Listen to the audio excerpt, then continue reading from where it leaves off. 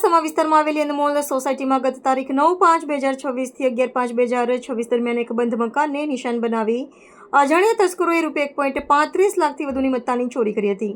અનડિટેક્ટ ઘરફોડ ચોરીનો ભેદ ઉકેલવા પોલીસ કમિશનર શ્રી નરસિમ્હા કુમારની સૂચના હેઠળ ક્રાઇમ બ્રાન્ચની ટીમો કાર્યરત હતી. તસ્કરોએ મકાનનો નકુચો તોડી અંદર પ્રવેશ કર્યો હતો અને પહેલા માળે આવેલા બેડરૂમમાંથી સોના ચાંદીની ઇમિટેશન જ્વેલરી, કાંડા, ઘડિયાળ અને રોકડા ₹35,000ની ચોરી કરી હતી. આ અંગે સમા પોલીસ સ્ટેશનમાં ભારતીય ન્યાય સંહિતાની કલમ 305A અને 331(4) મુજબ ગુનો નોંધાયો હતો. ક્રાઇમ બ્રાન્ચની ટીમે સીસીટીવી ફૂટેજ અને હ્યુમન સોર્સના આધારે તપાસ કરતા બાતમી મળી હતી કે અગાઉ ચોરીમાં પકડાયેલા આરોપી કરણ સોલંકી અને રવિ દંતાણીએ આ ચોરી કરી છે. પોલીસે ભાથુજીનગર ખાતે રવિ દંતાણીના મકાનમાં દરોડો પાડી કરણ કૌશિકભાઈ સોલંકીને ઝડપી પાડ્યો હતો. પોલીસે આરોપી પાસેથી અને મકાનમાં છુપાવેલી થેલીમાંથી નીચે મુજબનો મુદ્દામાલ કબજે કર્યો છે.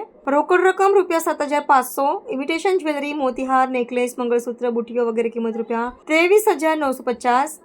વાહન ચોરીમાં ઉપયોગમાં લેવાયેલ હીરો સ્પ્લેન્ડર મોટરસાયકલ કિંમત ₹20,000.